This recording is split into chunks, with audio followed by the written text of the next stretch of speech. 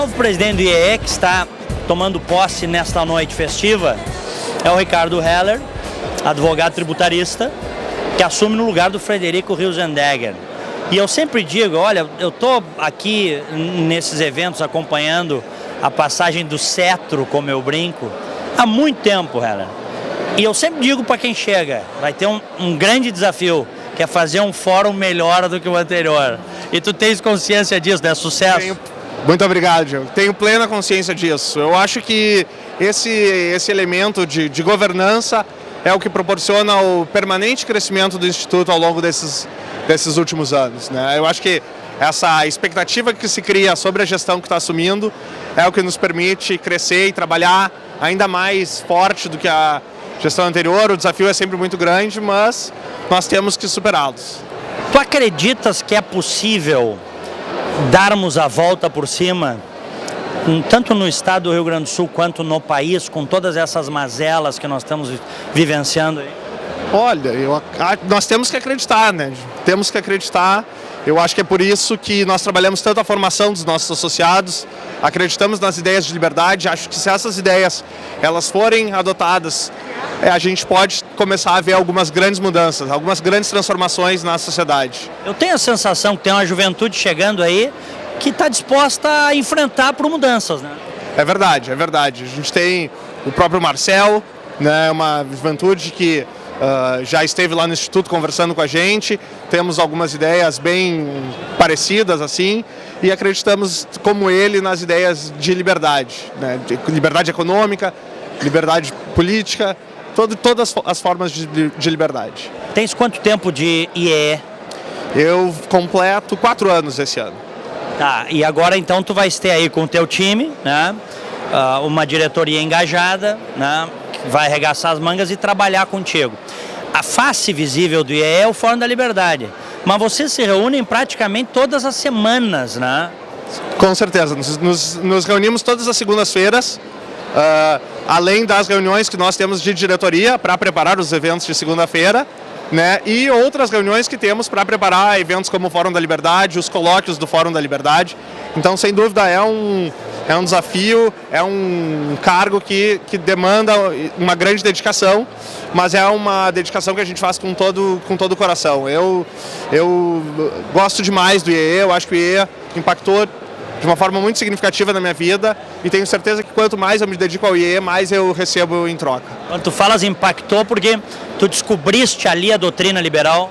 Eu descobri antes de entrar no IEE, na verdade, lendo A Revolta de Atlas, de Ayn Rand, e tão logo eu terminei a leitura do livro, eu busquei a pessoa que havia me indicado a leitura e pedi para que ele me indicasse para o Instituto, e foi aí que eu entrei no Instituto e desde então sou um apaixonado pelas ideias de liberdade. E depois que o sujeito abre a cabeça não fecha mais, né? É um caminho sem volta, é um caminho sem volta, porque elas são muito lógicas. As ideias de liberdade, os princípios de liberdade, eles são lógicos.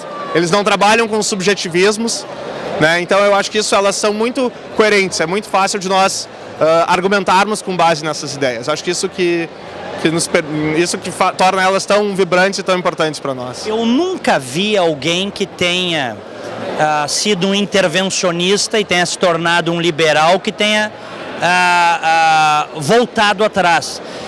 E indo além, eu nunca vi um liberal que tenha se tornado um intervencionista.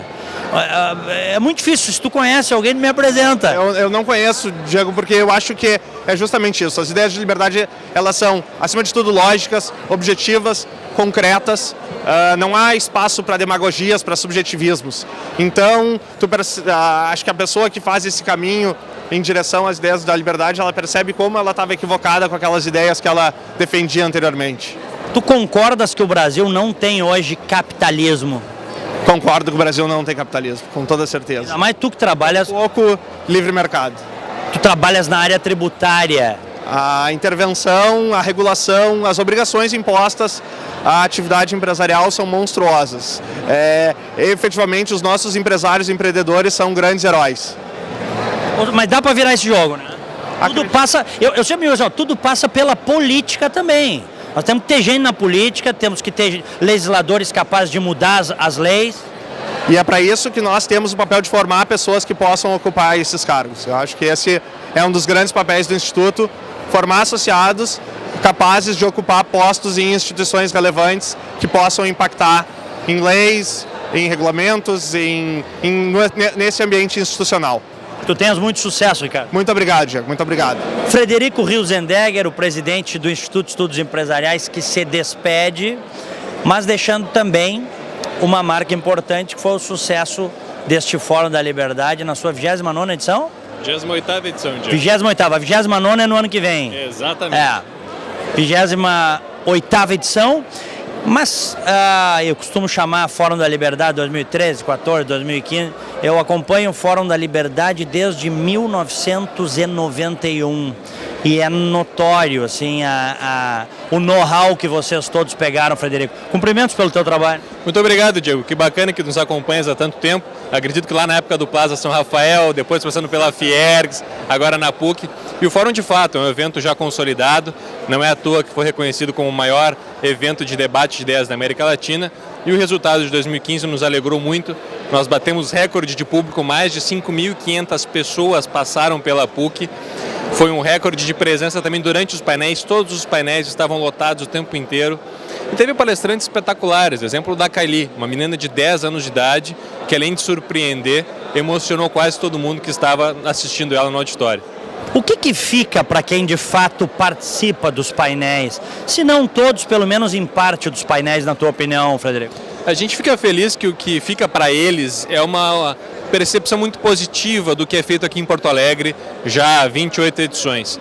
A percepção de quem participa do painel lá de cima, vendo aquele auditório lotado, principalmente por jovens, percebe o que a gente debate aqui, o que a gente consegue engrandecer as pessoas nesse processo de formação de pessoas preocupadas com um país melhor. E a percepção dos diretores que estão lá em cima também é de um momento final de uma formação individual enquanto líder. Eles percebem as dificuldades, os desafios que eles precisam superar para estar ali em cima e sentem como uma missão cumprida, digamos assim, por tudo aquilo que foi feito ao longo do ano que passou e que está sendo entregue no momento do fórum. O que tu estás dizendo pro Ricardo Heller que vai te suceder? O Ricardo Heller eu só desejo sucesso. As pessoas brincam que a gente deseja boa sorte para quem não está preparado e o Ricardo, como uma pessoa que eu tenho como amigo pessoal já de longa data, eu tenho certeza de estar extremamente preparado, montou um time igualmente muito bem preparado. Eu só tenho para desejar a eles todo o sucesso possível e me coloco à disposição para tudo aquilo que eles precisarem ao longo desse próximo ano. A diretoria toda abraça junto. Abraça junto como uma grande família.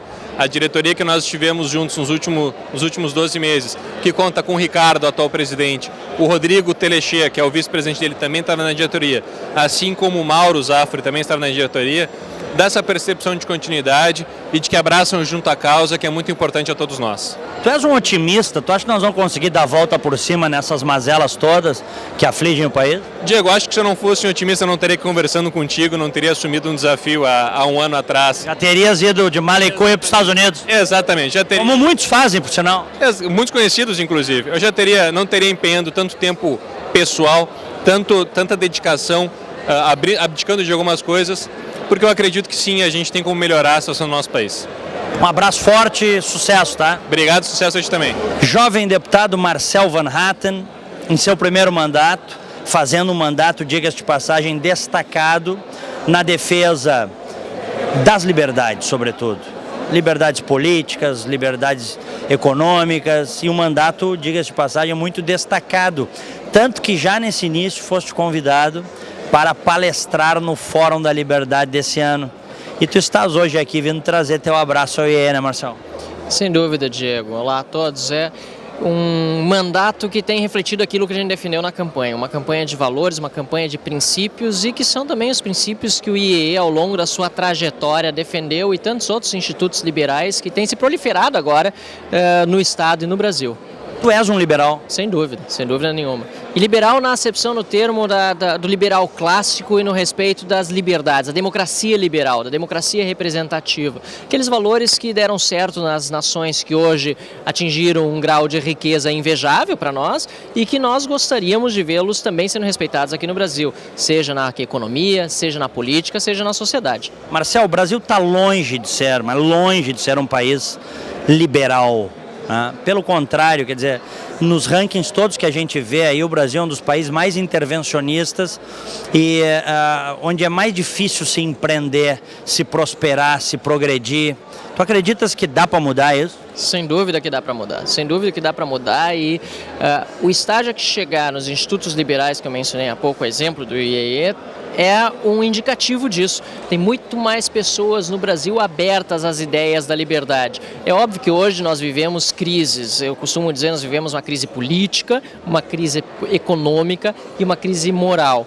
E na crise política, no esteio dessa crise política, estão também causas estruturais, que aí tem muito a ver com tudo que disseste agora há pouco, todas as estruturas políticas que nós temos no Brasil já de muito tempo, e também temos uma causa conjuntural, que é o PT no poder, que é um partido que tem mentes que se acham iluminadas, mas que na verdade são totalitárias na forma de pensar e que acabam levando o Brasil na política para o rumo inverso. Felizmente, esses maus exemplos que vêm da política, e não só do PT, tem muito mais gente também com essa mentalidade totalitária em outros partidos aí afora.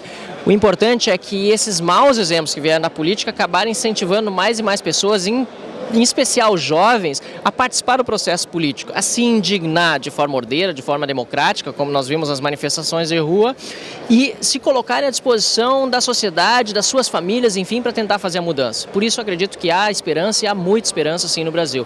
O Brasil pode ter todos os problemas que tem, mas é uma nação muito rica, de natureza boa, de povo bastante hospitaleiro e criativo, e não tenho dúvida nenhuma que se o indivíduo for o foco da ação política, e é isso que eu também busco fazer no meu mandato na Assembleia Legislativa, nós teremos o Brasil que nós queremos logo aí à frente.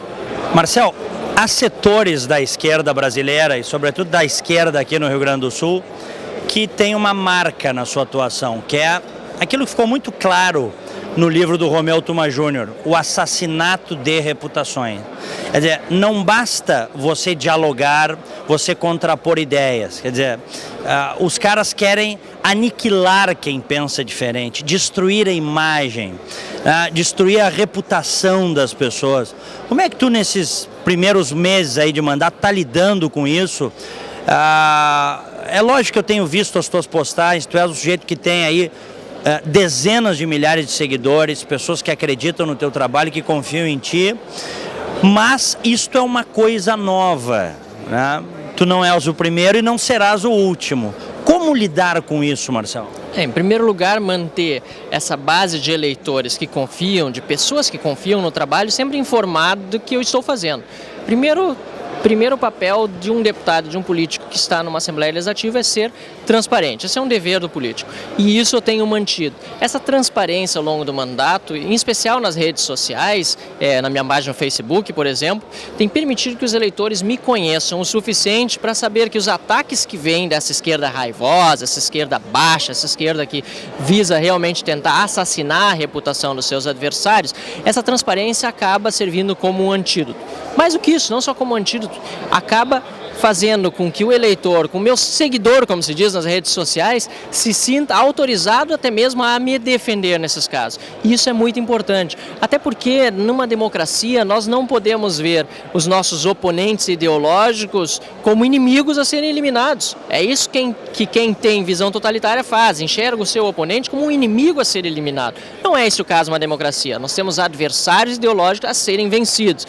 Em qualquer democracia liberal é assim, a direita e a esquerda. A direita da direita, a esquerda da direita, a esquerda da esquerda e a direita da esquerda, e ao centro. Enfim, há uma gama de posicionamentos ideológicos possíveis e que têm que ser respeitados. Infelizmente, quem tem uma forma totalitária, ditatorial de ver o mundo, não consegue enxergar toda essa pluralidade e quer impor sua forma de pensar. E quando vê que não tem como vencer um debate nos argumentos, apela para esse tipo de ataque baixo que é o assassinato de reputações. Felizmente, como eu disse, com muita transparência e parceria com aqueles que estão do lado de fora, digamos, do ambiente político, se pode superar e inclusive vencer o adversário. É muito estranho que setores que passaram décadas pregando ódio contra quem pensava diferente, agora reclamem do ódio, né?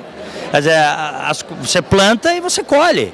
Mas tem muito a ver também com esses mesmos setores que diziam que lutavam contra uma ditadura no Brasil, que realmente houve, para implantar uma democracia. Nós sabemos que não é verdade. A inspiração dessas pessoas, quando lutavam contra a ditadura no Brasil, era Cuba, era a União Soviética. Inclusive eram financiados por genocidas, né? Como é o caso dos líderes de países comunistas.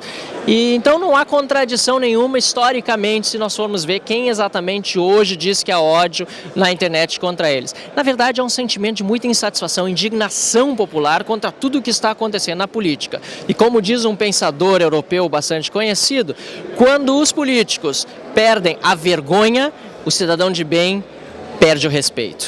E tem a tentativa de, daqui a pouco, ser uma cortina de fumaça para controlar a internet, né? Controlar as opiniões. Claro, sem dúvida nenhuma, ainda mais quando o PT, por exemplo, e todas as suas linhas auxiliares estão tão em baixa na opinião pública. No momento em que se está em baixa desse jeito, se tenta de todas as formas subir.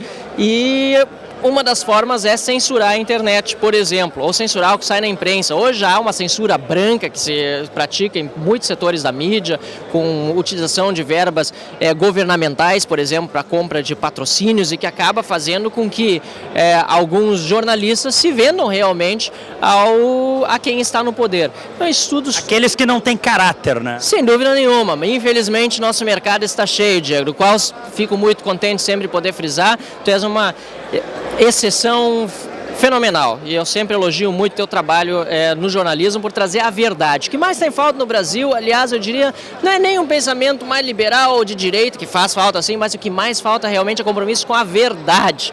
Só ter verdade, ter bons argumentos, que a sociedade vai para frente. E isso em todo mundo nós vimos que sempre deu certo. Respeito à verdade, as instituições democráticas, do Estado de Direito, da democracia, sempre vai dar mais prosperidade para uma nação. Cumprimentos pelo teu trabalho, Marcel, e que tu tenhas força para defender essas tuas ideias de liberdade que são tão importantes no atual momento por que passamos.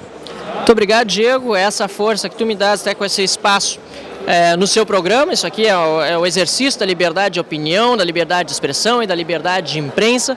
Sem dúvida nenhuma, também é uma forma de eu me sentir mais fortalecido e motivado para continuar esse trabalho em prol de todos os gaúchos e também dos brasileiros. Um abraço. Outro. Obrigado. Presidente do Cindy Lojas, meu prezado Paulo Cruz, vindo trazer o seu abraço aos integrantes do IEE, a nova diretoria do IEE, aos que saem também, mas que fazem, que deixam sempre, a cada ano, um legado, né, de mais liberdade, sobretudo para os jovens, né, entenderem um pouco do que se passa no nosso país. Bom de encontrar, Cruz. Igualmente, Diego, na verdade o IEE é um laboratório de novos líderes empresariais e novos empreendedores. Quantos nós já temos que passaram pelo IEE?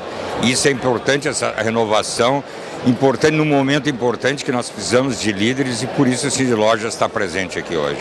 Como é que está o momento do comércio, do varejo? Diego, nós estamos bastante apreensivos.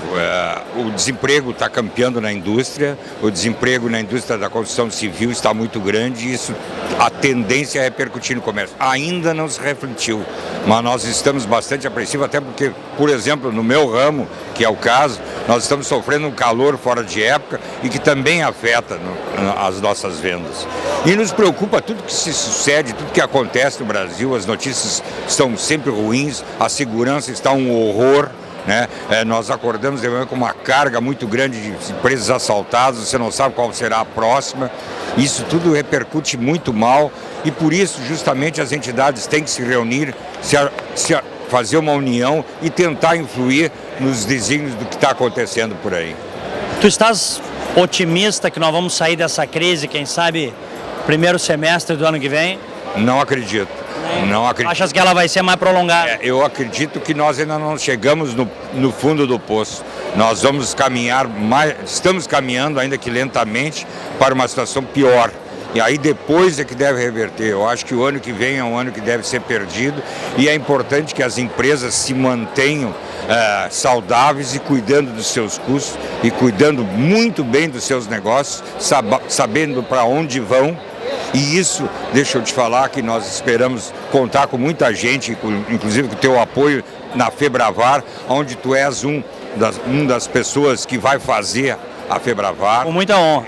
E que realmente tu foste uma pessoa que se destacou muito no ano passado, e és uma das estrelas da nossa feira.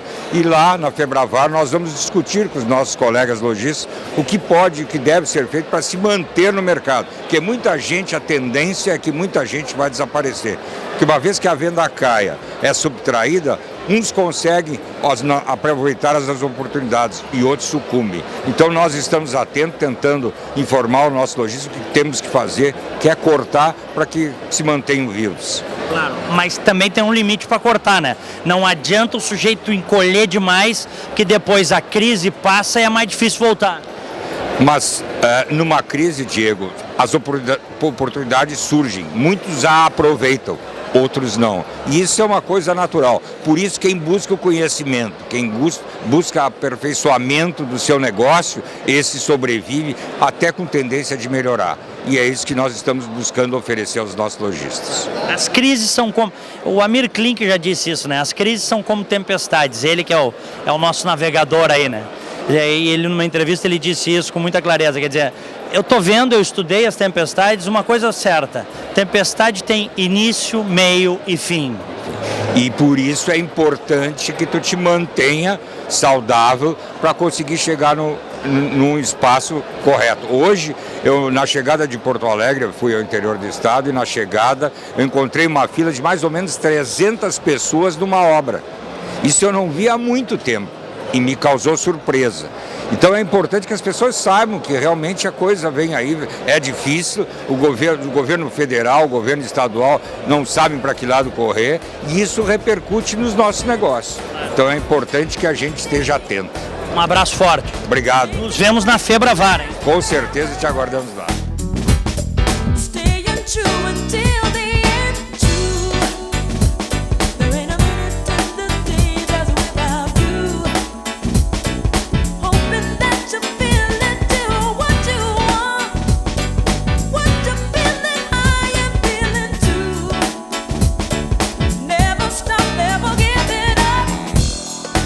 Ex-governador Germano Rigoto prestigiando esta posse do Instituto de Estudos Empresariais. Está chegando o Ricardo Heller, junto com a sua diretoria, nesse instituto que é tão importante para a reflexão, para a formação política, para a formação de conceitos e a realização do Fórum da Liberdade, que coroa tudo isso, né, Rigoto? Olha, o Instituto, Diego, o Instituto de Estudos Empresariais, ele tem uma história que poucas instituições têm no Rio Grande do Sul. Primeiro, aquilo que tu disseste, de formação de jovens, formação de novas lideranças. Tu pega os partidos políticos hoje, Diego, nos partidos políticos tem fundações, tem institutos, mas esses institutos e fundações o que menos fazem é formar novas lideranças. Tá?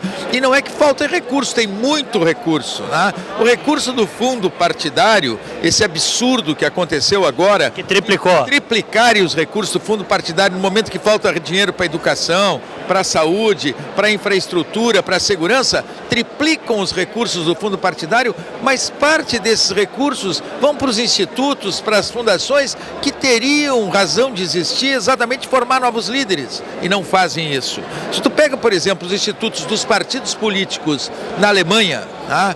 As fundações dos partidos políticos na Alemanha, eles trabalham o ano inteiro formando novos líderes. Não é líder para concorrer numa eleição, é líder empresarial, é líder sindical, é líder nos mais diferentes setores. Para uma vida toda. Para a vida toda. E o Instituto de Estudos Empresariais, ele tem feito isso. Tá? O Fórum, como tu disseste, o Fórum da Liberdade é a consagração de um trabalho que acontece durante todo o ano. Alguns dizem, mas o Instituto ele tem uma posição muito liberal demais. Não, a posição do Instituto é muito clara. Tá? Quem quiser ir para dentro do Instituto e discordar, tem condições de discordar. Agora, o certo é que o Instituto dá um exemplo de como se pode formar novas lideranças, jovens, tá? Que vão ter muito melhores condições, não só de como empreendedores, tá? Ter a possibilidade de um crescimento, mas nos mais diferentes setores da sociedade. Então eu fico muito feliz de poder participar mais uma vez, eu tenho participado das posses das diretorias e tenho inclusive participado de atividades do Instituto, e vendo o Ricardo, que é uma liderança forte que está surgindo, assumindo a presidência com a sua diretoria. O que nós precisamos fazer no nosso país, na tua opinião, meu prezado Rigoto, para tirarmos o pé da lama? Olha, eu não pensei, eu tenho 42 anos, nós estamos chegando, como dizem no jargão aí fora, no interior, né? Nós estamos vivendo a era, né, dos postes urinarem nos cães. Nós estamos vendo em várias áreas da atividade pública quadrilhas organizadas, bandidos, gente sem moral, gente sem caráter, ditando regras. Quer dizer, como é que nós vamos sair disso? A gente sabe que leva tempo. Eu acredito, Diego, que sair disto só com aquilo que a gente está tendo aqui, tem durante o Instituto, fazendo esse trabalho o ano inteiro.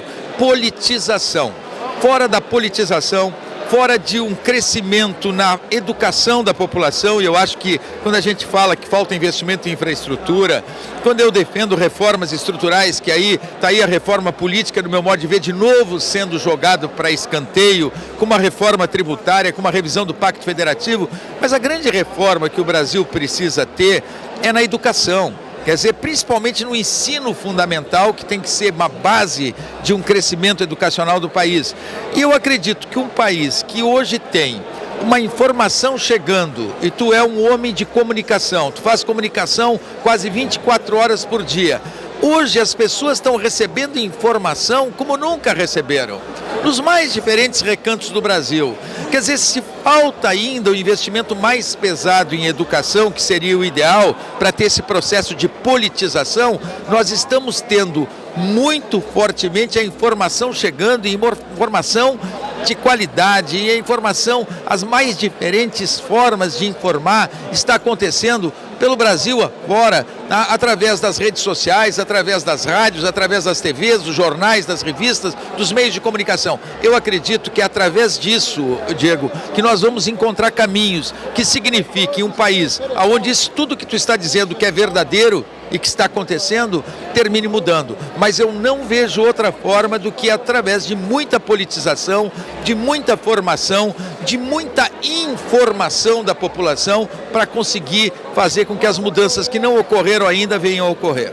Nós ainda vamos viver um filme de terror pior do que estamos vivendo no Brasil? Eu te diria o seguinte, eu não acredito num filme de terror pior do que estamos vivendo. Em termos de economia, nós vamos pelos erros que aconteceram e que agora estão tentando mudar recuperar um pouco do que foi feito de errado com esse ajuste fiscal, mas o triste é que esse ajuste fiscal que está sendo feito, se ele é necessário, ele vai na direção contrária do que nós precisaríamos em termos de alavancar o desenvolvimento. Então, o ajuste fiscal tem aumento de juros, o ajuste fiscal tem aumento de carga tributária, o ajuste fiscal tem corte no investimento, tudo na direção contrária do que precisaríamos, que era mais crescimento, que era mais desenvolvimento. Então, este ajuste fiscal que está acontecendo é necessário. Mas por que ele é necessário? Porque erraram demais. Quer dizer, erraram demais. O país gastou mais do que poderia gastar e disseram, não, mas nós teríamos que ter medidas anticíclicas. É verdade. Poderiam ter feito isso quando a maré estava melhor, né? Quando a maré estava melhor. Então nós perdemos grandes oportunidades, Diego, de fazer mudanças estruturais que o país precisava no momento que tinha uma conjuntura internacional que nos favorecia. E no momento que tínhamos indicadores macroeconômicos através, principalmente, das mudanças de redução de inflação, de lei de responsabilidade fiscal, de uma série de alterações que aconteceram, o vento estava a favor e nós estávamos preparados para realizar essas mudanças e perdemos o momento. Mas por que perdemos, Rigoto? Porque o grupo que está no poder queria ganhar eleições sucessivas. Eu te diria o seguinte, as medidas que foram tomadas, né, ou que não foram tomadas no momento que deveriam ter sido tomadas. Quando elas deveriam ter sido tomadas? Eu te diria o seguinte, nós tivemos a crise de setembro de 2008. A crise de setembro de 2008 que impactou o Brasil, e o Lula na época dizia que seria uma marolinha, ele errou. Primeiro errou, não que o Brasil não estivesse em melhores condições do que outros países para enfrentar aquela crise, mas é claro que aquela crise impactaria o Brasil. Pois bem, o governo até tomou medidas corretas, tá? Incentivou o consumo naquele momento, quer dizer, reduziu o juro, fez com que houvesse uma diminuição de carga tributária sobre alguns setores, nada errado. Só que aquilo tinha uma duração curta. E como havia esta possibilidade de eleição à frente, tá?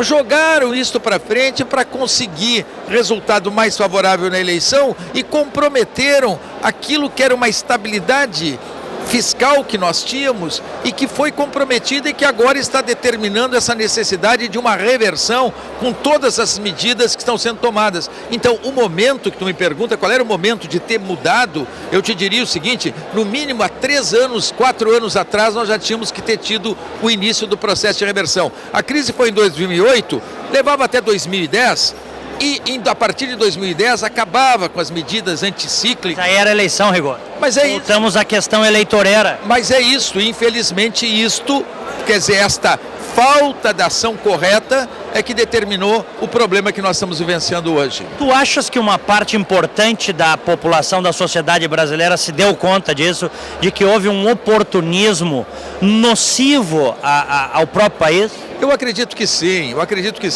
Se nós observarmos que na eleição passada nós tivemos uma divisão do eleitorado ao meio, tá? E que depois da eleição nós tivemos também um processo de conscientização maior da população, mesmo daqueles que acreditavam que tudo estava andando corretamente, que as modificações que teriam que ter ocorrido, na verdade, não eram tão necessárias. Pois bem, passou o processo eleitoral, eu acho que ficou muito mais claro esta compreensão das pessoas que ainda não tinham compreendido os erros que foram cometidos e que poderiam ter sido evitados. Tá? Hoje nós poderíamos estar vivendo uma situação de uma economia crescendo, se não os 5% do PIB que nós precisaríamos crescer, nós poderíamos estar crescendo nesse ano de 2015 2% do PIB e vamos andar para trás 1,5%, 2%. Quer dizer, vamos retroceder.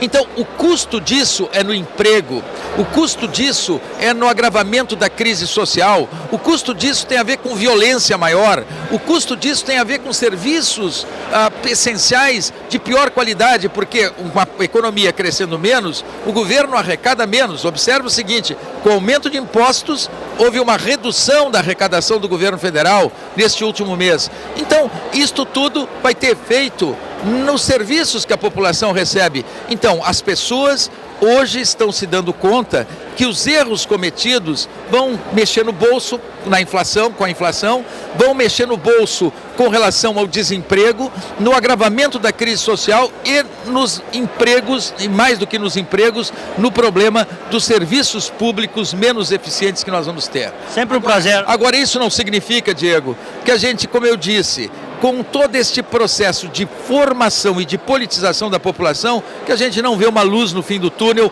pelo potencial que tem o Brasil. Nós temos um mercado interno forte, nós não temos conflito étnico, nós não temos conflito racial, nós não temos guerra de fronteira, nós temos um país que é autossuficiente em petróleo, nós temos um país que tem uma matriz energética tremendamente diversificada e pode diversificar mais. O próprio sistema financeiro brasileiro, diferentemente do europeu e do americano, ele está capitalizado, com baixa alavancagem e regulado. Então eu acho que o Brasil, ele com este processo de conscientização da população e de pressão que a população vai ter que fazer para que as mudanças ocorram, vai encontrar o seu caminho. Igoto, sempre um prazer te encontrar, conversar contigo. Um abraço Abraço forte. aos espectadores também. Um abraço.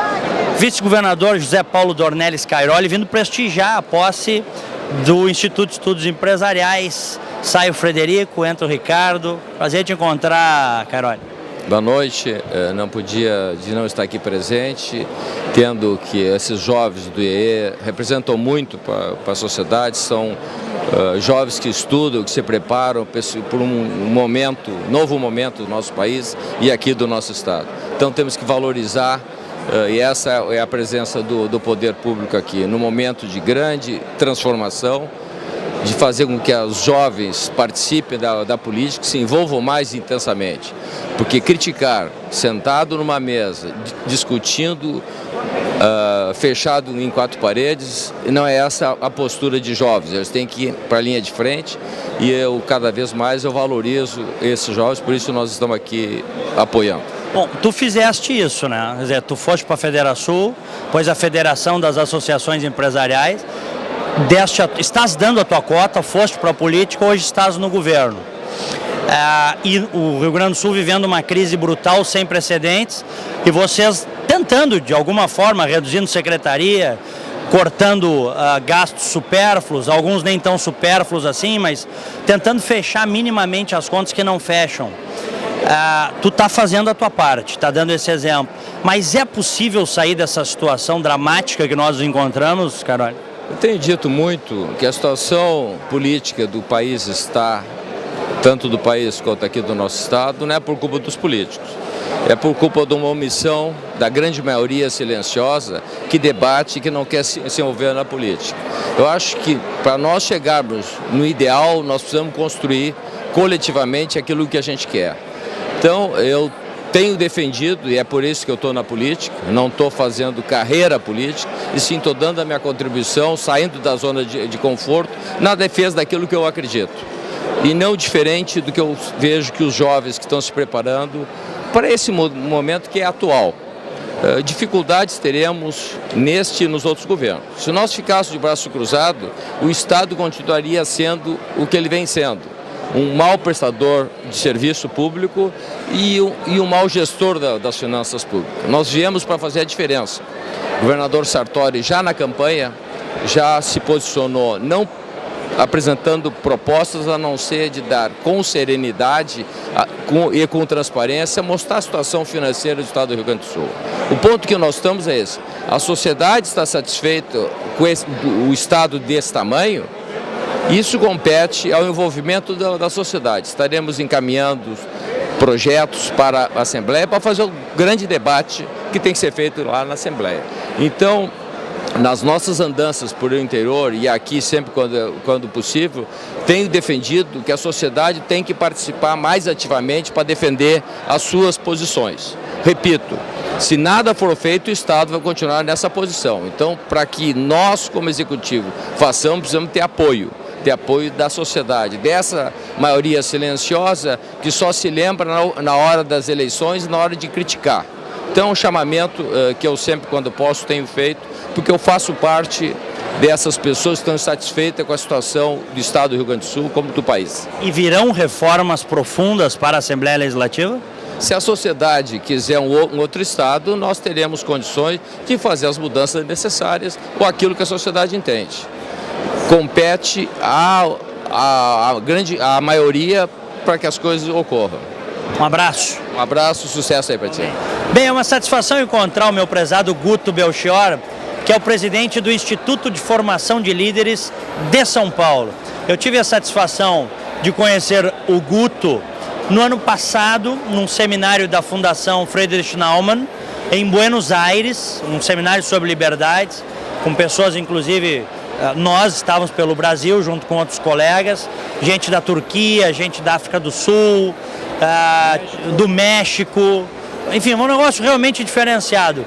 E aí depois o Guto me convidou para palestrar em São Paulo. Eu tive a honra de ser convidado e palestrar lá, trocar ideias com vocês. Que bom te encontrar nessa posse do IEE. Diego, para mim foi um prazer estar aqui também, foi um prazer recebê-lo lá. A gente se conheceu, como você bem disse, no seminário da Friedrich Naumann. A gente teve essa oportunidade de debater os desafios que o Brasil encontra hoje e quais os desafios que outros países emergentes semelhantes ao nosso já passaram. A gente foi uma bela oportunidade de trocar experiências. Prazer te conhecer, eu fiz questão de te levar para São Paulo, para você levar um pouco desse seu conhecimento, discutir um pouco liberdade de expressão e esse seu ativismo pró-liberdade também no Sul. Eu queria muito que os associados sentissem essa energia com que você defende os seus ideais, que todos lá no IFL de São Paulo compartilhamos e estamos 100% alinhados. Muito obrigado. Um abraço ao Rodolfo também, que é teu parceiro lá, um dos diretores. Vocês têm uma equipe fantástica de jovens. Tem a lógica do IFL lá é um pouco inspirada no IEE, né? Muito parecido com o IEE, a gente inclusive nasceu do Instituto de Estudos Empresariais, a princípio como um capítulo São Paulo, e após alguns anos a gente tomou o nosso rumo como Instituto de Formação de Líderes, mas a dinâmica é muito parecida e, mais importante de tudo, compartilhamos dos mesmos ideais, que a gente não tem dúvida que é o melhor caminho para o Brasil seguir, sendo mais democrático, mais próspero e mais livre. Ô Guto, tu que estás lá no coração econômico, nem é do Brasil, é da América do Sul, que é São Paulo. Como é que tu está vendo a situação brasileira na atualidade? Como é que nós vamos conseguir dar a volta por cima? Diego, é muito complicado, né? A gente passou a própria história de formação do Brasil, ela é muito mais baseada num capitalismo de Estado do que num livre mercado. Isso acaba criando consequências no longo prazo que são tanto complicadas, reduzindo inclusive crescimento potencial. Isso acaba agravando a situação que a gente está vivendo hoje. Eu acho que esse tipo de movimento, como é o IEE aqui no Rio Grande do Sul, como são os IFLs em São Paulo, BH no Rio, líderes do Almeida no Espírito Santo, eu acho que os empresários precisam entender a importância desse tipo de movimento na conscientização dos jovens, mas também das lideranças empresariais que vão tocar o país nos próximos anos. Muitas vezes a figura do empreendedor ela é deixada de lado quando se pensa em macroeconomia, de quais são os principais fatores para um crescimento de um país no longo prazo. O que a gente tenta fazer nos nossos institutos é recuperar essa visão e colocar o empreendedor como centro de geração de bem-estar que vai levar para um país muito mais próspero no longo prazo. Que é o que acontece nas nações desenvolvidas. Exatamente, né? Então não é coincidência que os países mais desenvolvidos são os países com mais liberdade de mercado, com mais liberdade individual e que dão muito mais apoio e onde se empreender é muito mais fácil e não quase uma tarefa de mártir como é aqui no Brasil. Os caras falam assim, a gente tem um exemplo, por exemplo, dos Estados Unidos, né? Que é espetacular no aspecto das liberdades. Um país daquele tamanho, daquele gigantismo ainda é, vamos dizer assim, o último bastião, né? O que mais próximo do liberalismo se tem nos Estados Unidos, mesmo com todas as regulações que hoje existem. Mas você tem, por exemplo, a Suécia, que as pessoas... A Suécia é um país que tem um baita IDH, tem uma economia boa, um povo educado, empreendedorismo na Suécia, embora tenha uma carga tributária elevada, mas tem o seguinte, você abre uma empresa na Suécia em 24 horas. Em 24 horas. Aqui em Porto Alegre saiu uma estatística recente, nós levamos 200 dias para abrir uma empresa. É uma piada isso. Então, eu costumo dizer que o cool no Brasil ainda é o funcionalismo público.